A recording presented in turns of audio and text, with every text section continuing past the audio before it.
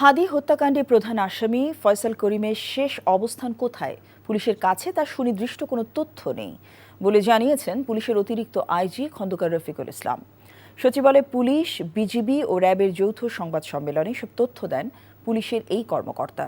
বলেন, 12 ডিসেম্বর হাদি গুলি করার পর ঘাতক ফয়সাল দেশের সীমান্ত পার হয়ে চলে গেছে এমন তথ্যে এখনও নিশ্চিত নয় পুলিশ বাহিনী।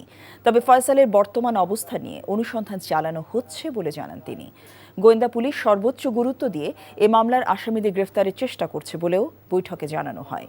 ব্যক্তিগত শত্রুতা নয়, রাজনৈতিক কারণে হাদিকে হত্যা করা হয়েছে বলে মনে করছেন গোয়েন্দারা।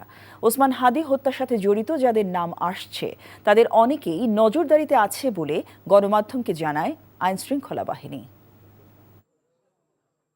শেষ অবস্থানটা সুনির্দিষ্টভাবে আমাদের কাছে এভাবে তথ্য নাই। আমরা নানাভাবে আমাদের তদন্তকারী অফিসাররা, আমাদের গোয়েন্দারা চেষ্টা করে যাচ্ছে আসামি বর্ডার পার হয়ে চলে গেছে কিনা এই বিষয়টা আমাদের কাছে সুনির্দিষ্ট তথ্য আমরা এখনো কনফার্ম হতে পারিনি যে সে হয়ে চলে গেছে।